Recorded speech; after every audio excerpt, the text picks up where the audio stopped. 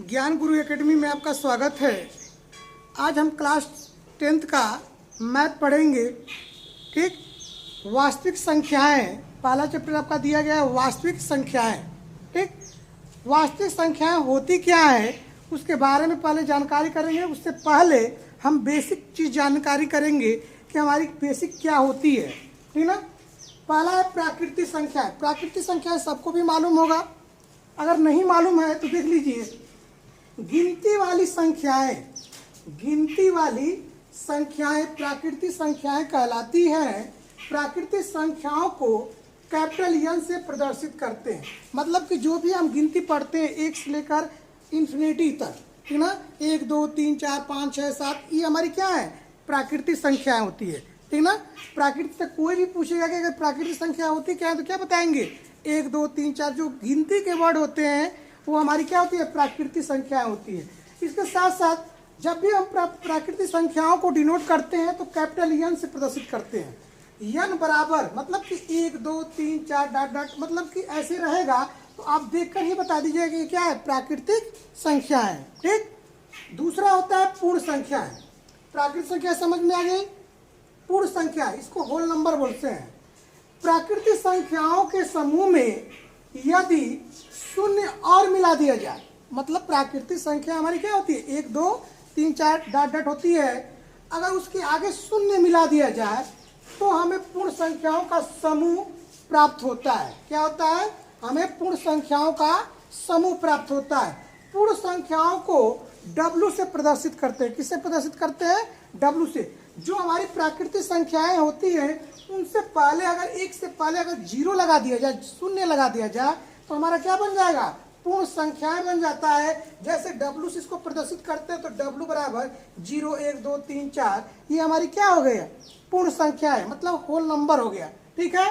तो प्राकृतिक संख्या और पूर्ण संख्या समझ में आ गया। ठीक है। अब है तीसरा जो पूर्णांक। ठीक ना। पूर्णांक क्या होता है, पूर्ण संख्याओं के समूह में यदि प्राकृतिक संख्याओं के ऋणात्मक अंक और मिला दिया जाए तो हमें पूर्णांकों का समूह प्राप्त होता है। पूर्णांकों को I द्वारा प्रदर्शित करते हैं। कहने का मतलब ये है कि अगर हम पढ़े प्राकृतिक संख्या, प्राकृतिक संख्या क्या होती है, 1 2 3 4 5 होती है। इसके बाद पढ़े पूर्ण संख्याएं। पूर्ण संख्या अगर प्राकृतिक संख्या के आगे, ठीक ना, अगर शून्य लगा दिया जाए तो हमारी पूर्ण संख्या हो जाती है। और पूर्णांक जो होता है, जो हमारा पूर्ण संख्या होती है, पूर्ण संख्या हमारी ये होती है। अब पूर्ण संख्या के आगे अगर ऋणात्मक अगर लगा दिया जाए, जैसे -1 -2 -3 लगा दिया जाए तो ये हमारी क्या बन जाती है, पूर्णांक बन जाता है। क्या बन जाता है, पूर्णांक। तो जो पूर्णांक हमारा होता है, हमारा अगर इसमें धनात्मक पूर्णांक में शून्य से बड़े पूर्णांक, ये हमारा धनात्मक पूर्णांक होता है और ये क्या होता है, ऋणात्मक पूर्णांक होता है। ठीक है। तो हमारा पूर्णांक जो होता है, पूर्ण संख्याओं के समूह में यदि प्राकृतिक संख्याओं के ऋणात्मक अंक और मिला दिया जाए तो हमें क्या प्राप्त होता है, पूर्णांक प्राप्त होता है। और पूर्णांक को किससे डिनोट करते हैं, I से प्रदर्शित करते हैं। ठीक है, इसको नोट कर लीजिए।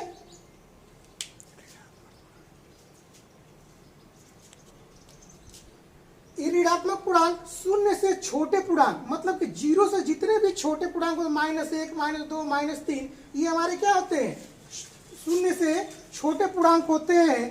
तो ये धनात्मक पूर्णांक, मतलब कि इधर हमारा धनात्मक पूर्णांक होता है और शून्य से क्या होता है, पहले जो होता है हमारा वो हमारा ऋणात्मक पूर्णांक होता है।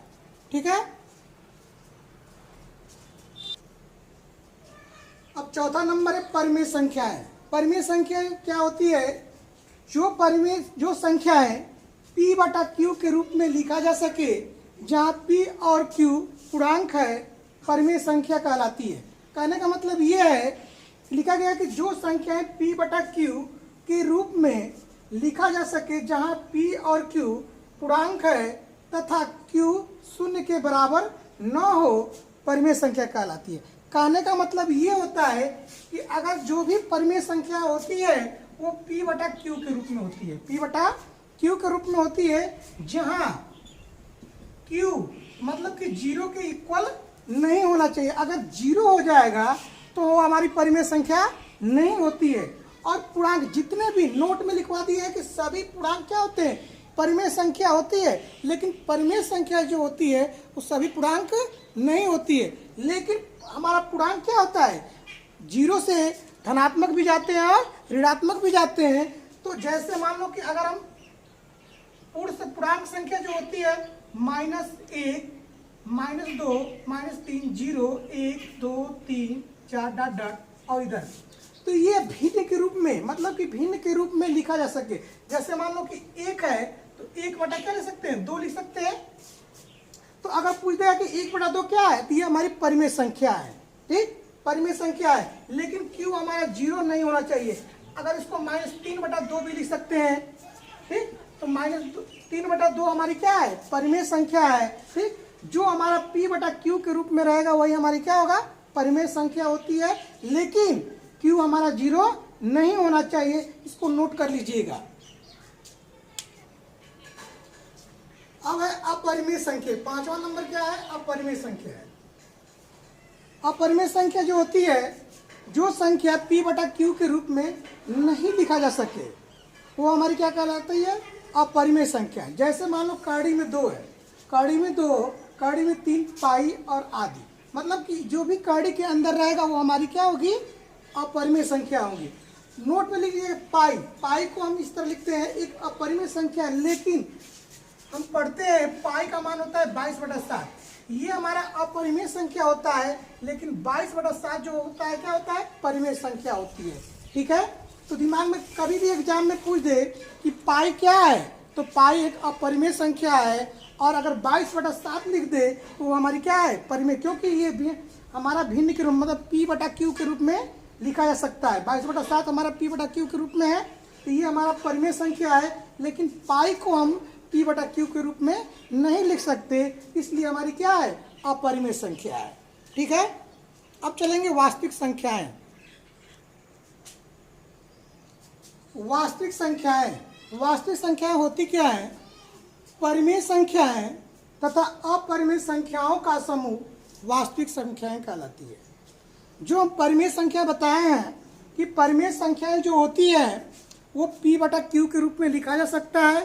अपरिमेय संख्याएं जो होती है वो p बटा q के रूप में नहीं लिखा जा सकता। इन दोनों को मिलाकर हमारा क्या बनता है, वास्तविक संख्याएं बनती हैं।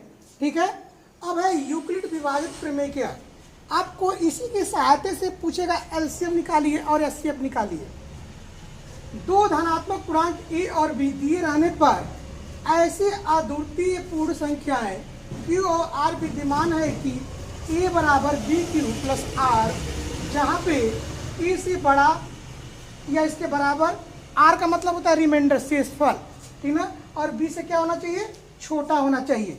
कहने का मतलब ये है कि अगर कोई भी दो पूर्णांक दे दिया है, जैसे मान लीजिए लिख दिया 21 और 3 लिख दिया, ठीक, तो ये देखेंगे कि ये हमारा 3 से क्या है, बड़ा है। ठीक, तो 2 हमारा पूर्णांक दिया रहेगा और इसको भाग देने पर अगर रिमाइंडर हमारा 0 आ रहा है तो पूछेगा कि एचसीएफ निकालिए और एलसीएम निकालिए। अब एल्गोरिथ्म जो हमारा यूक्लिड विभाजन प्रमेयिका है, ये हमारा एल्गोरिथ्म भी है। एल्गोरिथ्म सुपरिभाषित चरणों की एक श्रृंखला होती है जो एक विशेष प्रकार की समस्या को हल करने की एक प्रक्रिया या विधि प्रदान करती है। मतलब कि एक एल्गोरिथ्म जो होता है, इसके सहायता से, ऐसी विधि है कि इसके सहायता से हम क्या करते हैं, प्रश्न को सॉल्व करते हैं। ठीक है, तो ये हमारा बेसिक जो है, ये पहले आपको पता होना चाहिए। इसके साथ साथ, ठीक है, हम चलेंगे जो नेक्स्ट हमारा प्रश्नावली दिया गया है पहला। ठीक है, तो प्रश्नावली नंबर 1.1 पढ़ने से पहले हमें ये सारा जानकारी होना चाहिए। नेक्स्ट वीडियो में हम मिलेंगे 1.1 का प्रश्नावली नंबर 1 लेकर। तब तक के लिए धन्यवाद।